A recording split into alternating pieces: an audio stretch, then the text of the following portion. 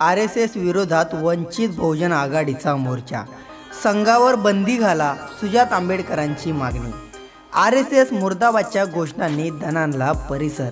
नक्की हा RSS विरुद्ध मोर्चा का काढण्यात आला, यामागे काय कारण होतं, सर्व काही जाणून घेणार आहोत आजच्या व्हिडिओमध्ये।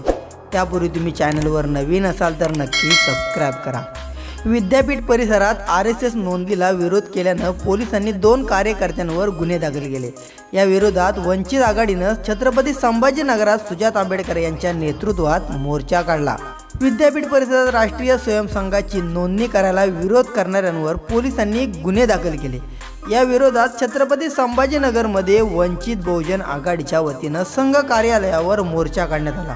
शैक्षणिक संकुलात नोंदणी विरोधात आवाज उठवणाऱ्या वंचित कार्यकर्त्यांवर गुन्हे दाखल केल्यानं आंबेडकरवाद्यांनी संताप व्यक्त केला। RSS वर बंदी घाला या मागणीसाठी वंचित तर्फे मोर्चाचं आयोजन करण्यात आलं। राष्ट्रीय स्वयंसेवक संघाच्या कार्यालयावर काढण्यात आलेला या पहिला मोर्चा असल्याने दावा वंचितचे सुजात आंबेडकर यांनी केला। क्रांती चौक येथून काढण्यात आलेला मोर्चा पोलिसांनी सतीश मोटर्स चौक इथं अडवला। त्यानंतर वंचितच्या 3 नेत्यांना म्हणणं मांडण्यासाठी संघ कार्यालयात पाठवण्यात आलं, मात्र तिथंही काही अंतर आधीच पोलिसांमार्फत आपलं म्हणणं मांडावं लागलं। यावेळी आंबेडकरांनी संयम दाखवत पोलिसांसोबत संघर्ष टाळला। वंचित कार्यकर्त्यांवर आमच्या संघटनेनं गुन्हा दाखल केला नाही, ते पोलिसांहून स्वतःहून केलं गेलं आहे। त्यामुळे संघ कार्यालयावर मोर्चा न काढता त्यांनी पोलीस आयुक्तालयावर किंवा जिल्हाधिकारी कार्यालयावर मोर्चा काढला पाहिजे होता।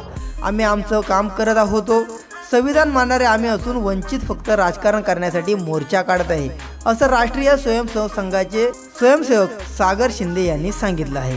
तर दिवाळीपूर्वी विद्यापीठ शिक्षण संकुलात RSS तर्फे सदस्य नोंदणी शिबिर लावण्यात आलं। एखाद्या विचारधारेची नोंदणी कशी, असा प्रश्न उपस्थित करून 2 कार्यकर्त्यांनी आक्षेप घेतला। यावेळी पोलिसांना बोलावण्यात आलं, मात्र सुरू असलेली नोंदणी बंद झाली नाही। शिवाय राष्ट्रीय स्वयंसेवक संघातर्फे कुठलीही तक्रार नसताना पोलिसांनी स्वतः तक्रार देऊन राहुल मकासरे आणि विजय वाहुल या 2 कार्यकर्त्यांवर गुन्हा दाखल केला। यात मकासरे यांच्यावर अजामीनपात्र गुन्हा दाखल करण्यात आला। त्यावरून शहरातील समाज माध्यमांवर फोटो आणि व्हिडिओचे प्रतिसाद झाल्यानं आंबेडकरी समुदायात आक्रोश दिसून आला। त्यानंतर वंचित बहुजन आघाडीतर्फे मोर्चा काढला जाईल असं घोषित करण्यात आलं। क्रांती चौकात या मोर्चाच्या निमित्तानं राष्ट्रीय स्वयंसेवक संघाच्या विरोधात घोषणाबाजी करण्यात आली। क्रांती चौकातून निघालेला हा मोर्चा पोलिसांनी थांबवून ठेवला। दरम्यान जय भीमच्या घोषणा देत कार्यकर्त्यांनी RSS मुर्दाबाद अशा घोषणा देऊन परिसर दणाणून सोडला। शिक्षणाच्या ठिकाणी RSS नोंदणी करून घेत होते, त्यांच्याकडे कुठलीही परवानगी नव्हती। मनुवाद पसरायला नको म्हणून त्यांना नोंदणी करायला आम्ही नकार दिला होता। आमच्या कार्यकर्त्यांनी त्यांचा फलक काढायला भाग पाडलं। नोंदणी करणाऱ्या या संघटनेची नोंदणी कुठं आहे असा प्रश्न विचारण्यात आला होता। वंचितचे नेते सुजात आंबेडकर यांनी सांगितलं, त्यांनी आपल्या भाषणात 4 प्रमुख मागण्या केल्या। त्यामध्ये RSS इतर सदस्यांची नोंदणी करत होतं, त्यांचं रजिस्ट्रेशन सुरू होतं, पण RSS स्वतः नोंदणीकृत आहे का? जर नोंदणीकृत असेल तर कुठल्याही कायद्याखाली नोंदणी आहे, त्यांनी सांगावं। आणि त्यांच्या कार्यपद्धती संविधानाच्या चौकटीत बसतात का? जर ते निधी घेतात तर त्याचा कर ते भरतात का? ज्या शस्त्राचं पूजन करतात ते कुठून आणले? सर्व प्रश्न विचारायला आम्ही या ठिकाणी मोर्चा काढतोय। RSS वर मोर्चा काढण्याची सर्वात आधी हिंमत फक्त वंचितने केली, असा दावा यावेळी सुजात आंबेडकर यांनी केलेला आहे। RSS संघटनेवर प्रश्न उपस्थित करीत नोंदणीकृत नसल्यानं त्यांच्यावरती बंदी घाला या मागणीसाठी वंचित तर्फे मोर्चा काढण्यात आला। मात्र या मोर्चासाठी पोलिसांनी परवानगी नाकारली होती, तरीही कार्यकर्त्यांनी उत्स्फूर्त मोर्चा काढला। क्रांती चौक ते सतीश पंप चौक इतका मोर्चा निघाल्यानंतर पोलिसांनी त्यांना अडवलं। वंचितच्या 3 जणांना RSS कार्यालयात जाण्याची परवानगी दिली।